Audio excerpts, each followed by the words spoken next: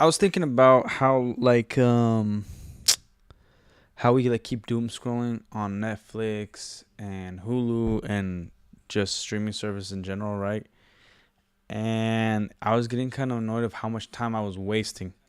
And I was talking to a lot of friends of mine of about like do we sometimes spend more time scrolling before we actually start watching a movie.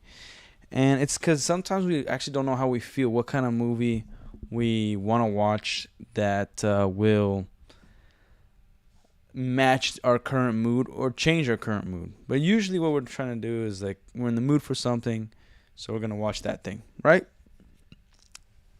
So that's why I wanted to do this live stream.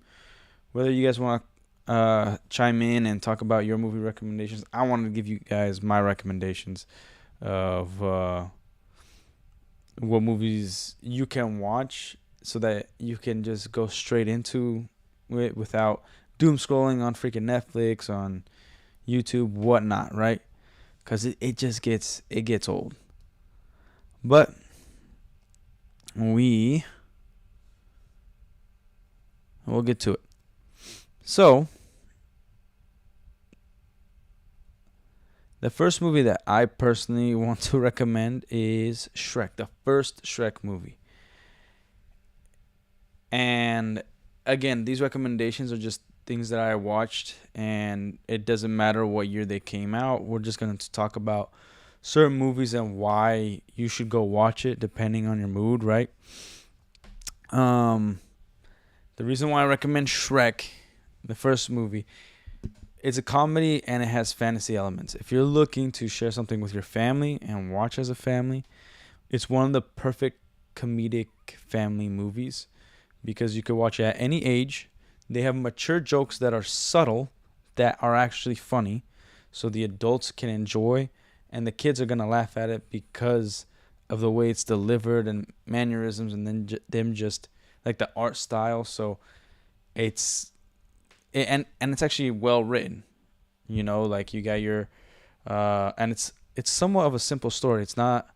I know most of us are sick of like the world ending and all that, and everything has to be the end of the world or the savior of the world. We can't just have like a regular guy, regular story, just doing in a fantasy like element. And Shrek has all of that, and it has nuance, and they make jokes of the fairy tale things that we grew up with, which is Disney um, and Pixar and whatnot. Like they go through these characters and make like poke a little bit of fun. So if you're looking for a movie to enjoy as a family, watch Shrek. Okay. The other one that you can enjoy as a family that will bring nostalgia is Mario Bros. It has some music elements, but overall it'll grab your attention. And if you're a fan of Mario and you just don't want to play some video games, go watch Mario Bros, man. It's and it's good because the second one is releasing 2026. We've gotten the trailer. It looks somewhat promising. I'm not like a deep lore into the Mario world or the Mario uh Nintendo universe or whatever lore you want to call it, but from all my friends that play Mario, they say that even though even if they're not a fan of that storyline that they're going with, they'd say that they gave a lot of respect to the fans who love Mario and grew up with Mario. So, yeah. Um Christmas movies though. I recommend Elf. It's one of the only movies that Will Ferrell's actually funny in, that is appropriate for most ages. There's some mature elements to this Christmas movie, but overall it's pretty wholesome. And it's, if you're a fan of Will Ferrell, you'll enjoy it. If you're not a fan of Will Ferrell, you'll also enjoy it because it's like it seems like the director actually took the time to care about pointing Will Ferrell in the right direction instead of just having him as a loose cannon.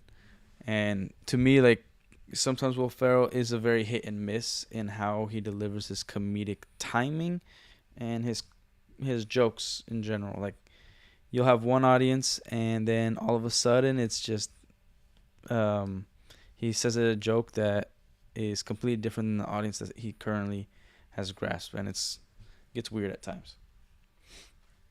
But it's overall it's great.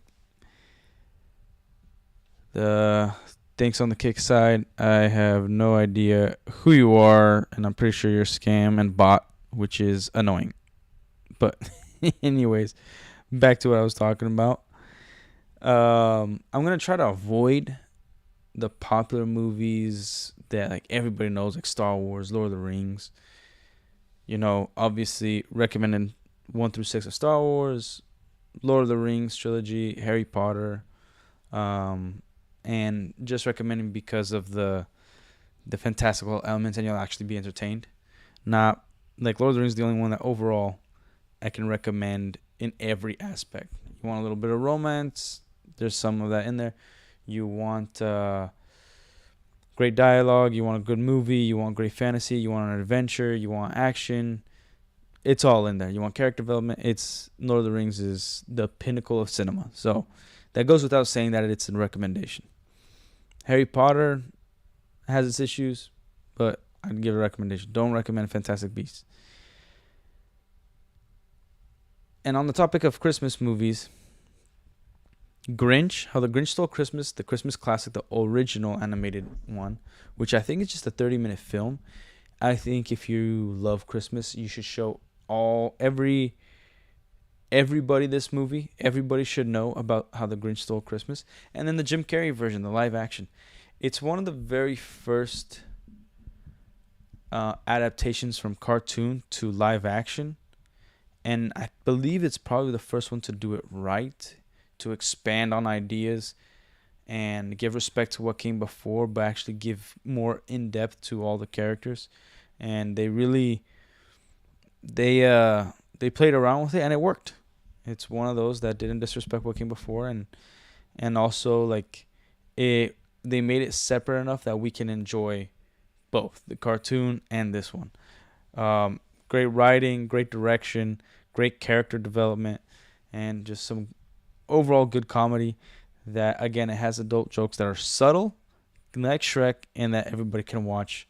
On the Jim Carrey version, the cartoon version, you just have to watch it because it's like, did you really have a good Christmas if you didn't watch it? You know what I mean? So, yeah, it's a movie that you actually have to watch. Another Christmas movie that's animated. If you're looking for something wholesome, Christmas related, and goes in a somewhat new direction of Santa Claus, because for me, like, I miss Santa Claus centered movies that were very much to the wholesome side, to the magic side of things, that were also subtle, is Klaus. Watch Klaus. It's on Netflix. It's a Netflix original animated movie, and you follow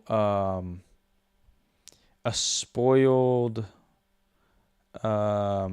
adult who's coming to adulthood, and his dad owns the mail service company, mail service empire, and sends him to an area of the world where just sucks.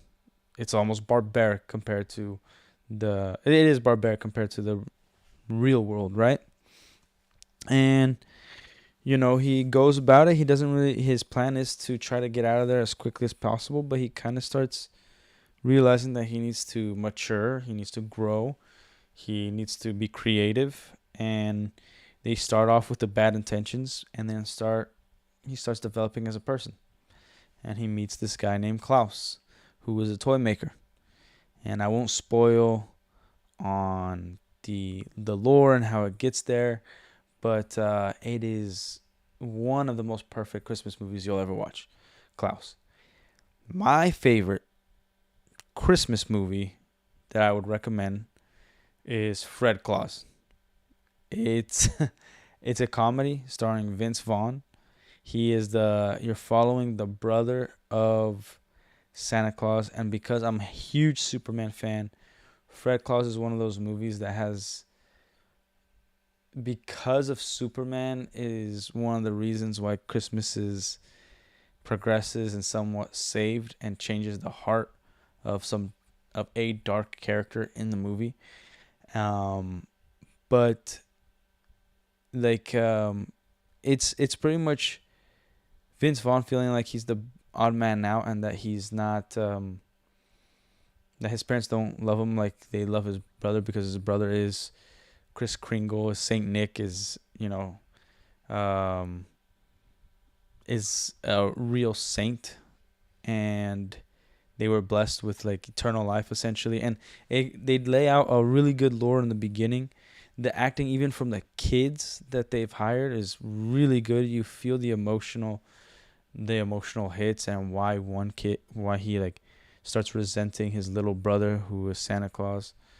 And it will make you tear up, it will make you happy, and it really brings the true spirit of Christmas. I guarantee you guys, if you watch it, man, you'll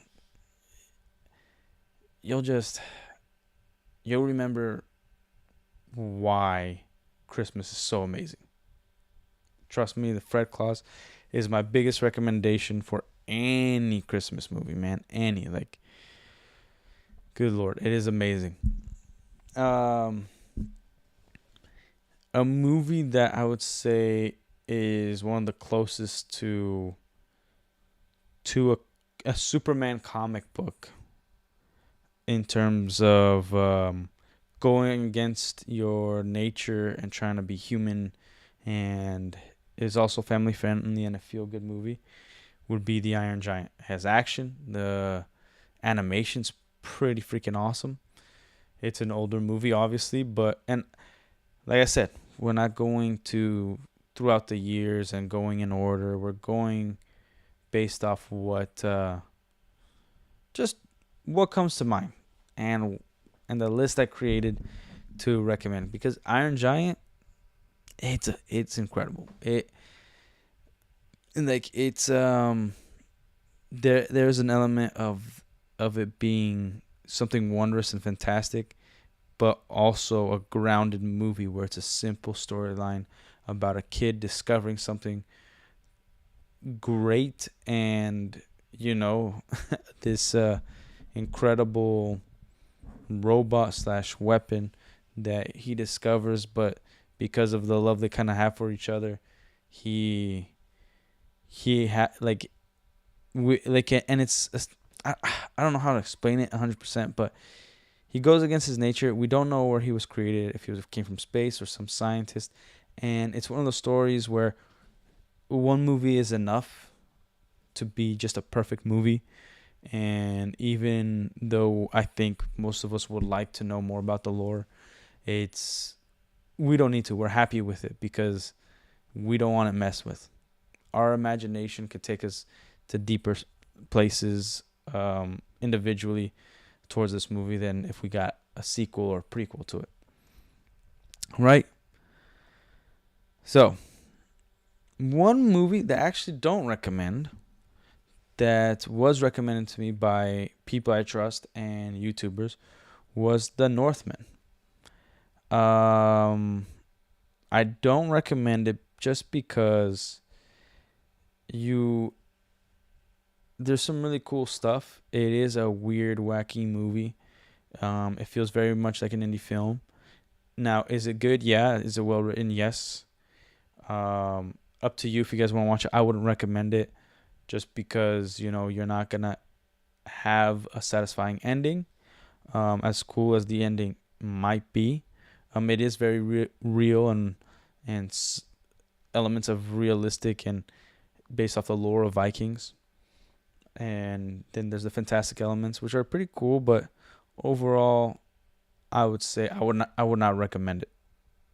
Like, yeah, it's not a movie that I would want to watch again, even though it is well written and it is an enjoyable time if you want to feel like crap after the movie. Yeah, there's elements of it that are very well written, that have good writing. There's elements of it that also, I don't know, like they are enjoyable, but it's that is good characterization and how one would act. But yeah, it's not a movie that I'd actually recommend because I want to have a good time, regardless if it's a horror movie, regardless if it's a kids movie, fantastic movie. Like I want to have a good time with every movie I watch, right? But you might like it. I just don't recommend it. Let's move on to the superhero genre, and this goes into the TV shows and the movies, man. Sorry, guys, I'm freaking exhausted. I might stream only a little bit tonight, but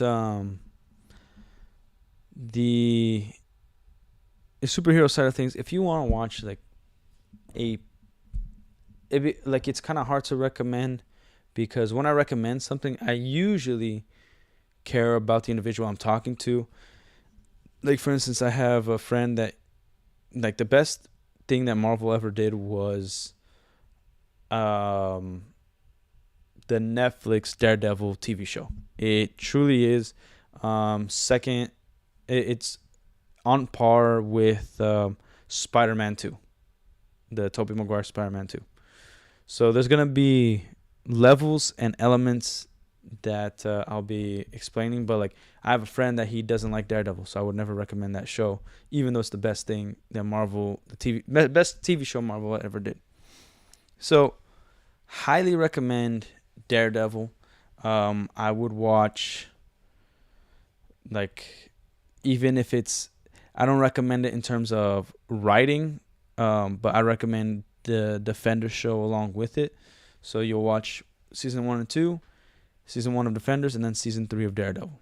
Just so that you kind of get an understanding of the world, that like how big the world is and what's going on. But you could watch season 1 of Daredevil to season 2. Netflix was trying to do the same thing that the MCU did with multiple shows interacting and then a team up. And in the comics, the Defenders were always better than the Avengers. They had Hulk, Doctor Strange. It was always better than the Avengers. I think they had Spider-Man at one point. I can't remember. But you watch Daredevil, and it's very grounded, but it still has the element of like in the same universe as Hulk, in the same universe as Thanos and Iron Man. Like it's still, you feel very superhero like, and especially because of the villains. Like there's a variety of villains, and all of them are done pretty freaking well. So you get the regular businessman, you get Wilson Fisk, you get Madame Gao, you get elements of resurrection, and then truly, like, here's something I recommend: the Smallville show, but I'll compare it to Daredevil. There's an element in the Smallville show that I don't like, where there's all these kids and adults getting affected by kryptonite, right? Meteor rock. And everybody that comes across it, even people visiting, like, it's just normal to them to see a human with superpowers. That wouldn't be normal. If you're a regular dude and you see someone with incredible abilities, and then in Smallville they also make it like the villain, when they discover somebody with remarkable abilities, they're just like dumbfounded, but they're like the smartest person in the show. And it's just, there are things that are, it's a criticism I have. Daredevil does it right, where even the hero is questioning, and even when they have evidence, they still question if this fantastical element of whether it's resurrection, superpowers, whatever, if it's real, and people are actually scared when they find out an ability, even an ability that they can't see. So on the side of the hero, on the side of the hero's friends, on the side of the villains, there are things that are very unbelievable in that world. Um, to the characters themselves, that eventually some start believing, some still don't, but they do it right. So Daredevil is the best TV show that Marvel has. Damn, I'm tired. Okay. Ugh. Let me have some water. Give me a second.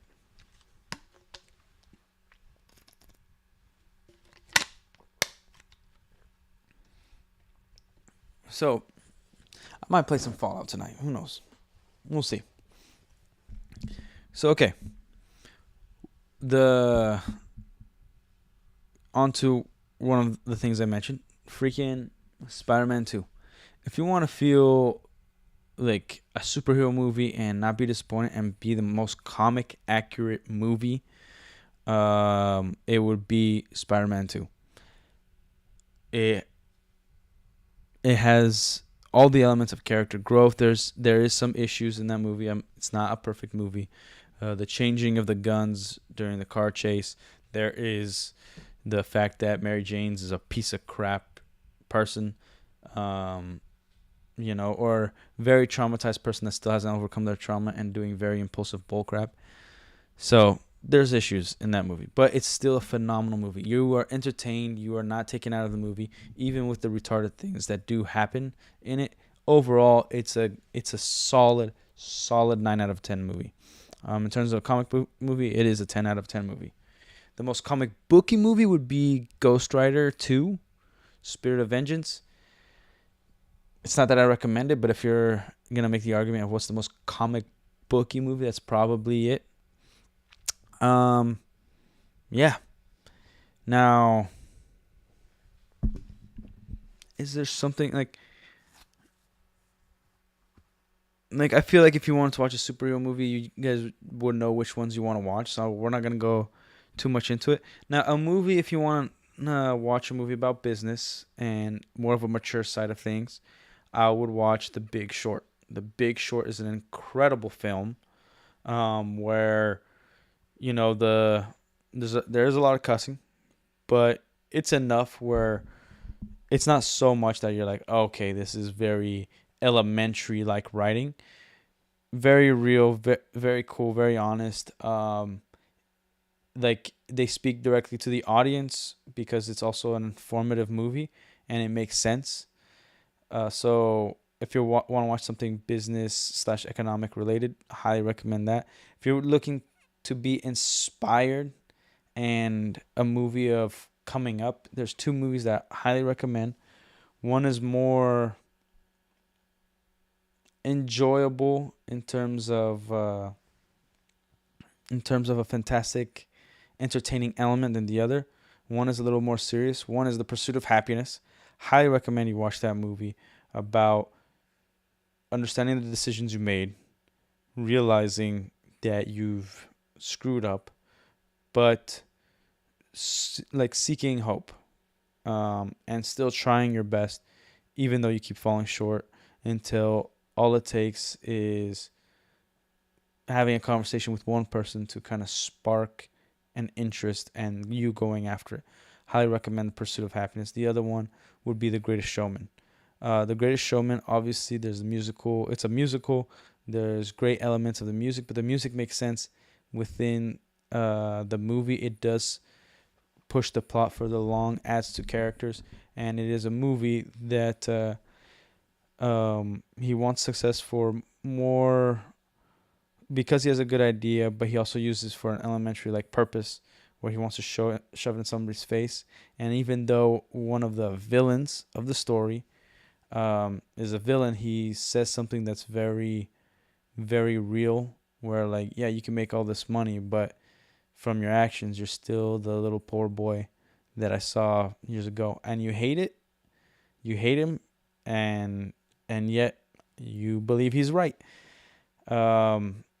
And it does deal with loss. It deals with understanding to stick with your own and never betray your friends, even with the success.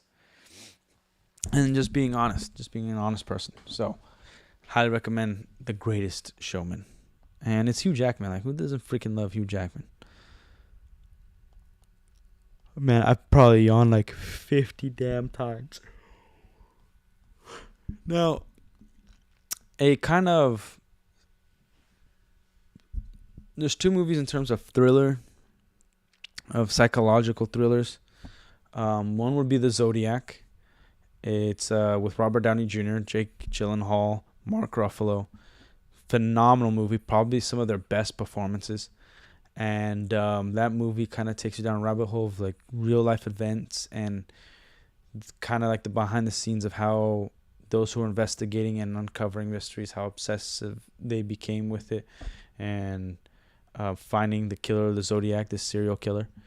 And it they with simplicity, they make you have anxiety throughout the movie. They make you really like think, and you start to wonder like what the freak is going on. The second movie I recommend would be The Professor and the Madman with Sean Penn and Mel Gibson. It's about this professor who's writing the first dictionary with all the English words in it, and then the madman who's in the psych ward, and you're kind of unraveling a mystery of like why he's over there. Is he really crazy or not? And he, because he was a renowned genius or professor, and then there's this professor who is very well learned and wants to take on this challenge. And it's based off true events, but highly recommend. And to me, almost any movie with Mel Gibson's a hit, even crappy movies. So I recommend The Professor and the Madman because I freaking love it. If you want a TV show that's like feel good, dude, watch some Smallville. If you don't want superheroes and you like more of the supernatural elements, literally the supernatural. Now, it's a little more anxiety based, thriller and horror. A feel good show, I would say you would want to watch a comedy like Seinfeld. You would want to watch Friends. Recommend both those shows. Yeah, it kind of gives, especially for young people, a perspective of a life that they wouldn't be able to have based off just time. Friends. People didn't have cell phones. So there's certain things that happen that would never happen today in terms of miscommunication, finding something out, getting a hold of somebody. Simple things. Now, it's off the cuff. It's off my dome. So I can't remember everything. And again, it's freaking late, man. I'm so tired. A movie that is also a thriller and you kind of want, if you don't want to be treated like an idiot, watch The Prestige. Christian Bale, Hugh Jackman. Phenomenal. Just watch the movie. Anybody's watched it before and never watched it, just watch The Prestige. Now, if you guys have any suggestions, want to talk about certain movies you would recommend, or you're trying to figure out a genre that you want to get into, a drama, dude, I'd recommend just picking a K-drama like The Glory. Watch that. It's also nice to see, like, if you are here, if you speak English and you're not very well versed in foreign media, go watch The Glory. If you want something more romantic, and it's a very nice romantic K-drama, Beating Again. Beating Again is based off this businessman who really is like just a massive douchebag. But he and it's one season, so that's all you get. An incident happens where he needs a heart transplant, and through that heart transplant he becomes a nicer individual, or at least he feels more, and he really starts liking this one chick. But yeah, watch it. It's a movie it's a show that I watched when my wife, when we were dating, she went on vacation to California, and when I missed her, I got sick, and I was like, I want to watch some K-drama because my wife is Korean, and I was like, this is actually a pretty freaking good show. The Glory, pretty solid. There's things I disagree with, and how they wrote a specific character towards the end, but overall phenomenal show. You will get irritated, you will get annoyed, but it's like, and you won't want to stop. Like if you start it at midnight, you'll probably end up watching all of it or falling asleep because there's no way you're going to stop watching that show. The Glory is pretty freaking phenomenal. One really good movie. It's a very long movie, and I'm not into Bollywood. I don't care about like India cinema, but this is a phenomenal movie that took me years after my wife recommended it. It's called The Three Idiots. It used to be on Netflix. I don't know which streaming platform it's on, but man, watch it, man. You'll tear up. It is almost like a mystery, but it's realistic at the same time. And you're following these guys who just have a dream in college of being really good, and one guy who just has a talent. But dude, just watch the movie. It is such a phenomenal film. So good. Yeah, like it'll probably hit every emotion. Emotions of anger, hope, frustration, love. It hits every single one. Those are just actually the main movies I want to talk about because I hate doom scrolling on Netflix or Hulu or whatever. But yeah, so probably just have this into a video. It was a live talk, and I know I'm streaming later than usual, and you guys don't really have any recommendations right now because dude. But I'm gonna hop on Fallout, and I'll see you guys over there. Peace.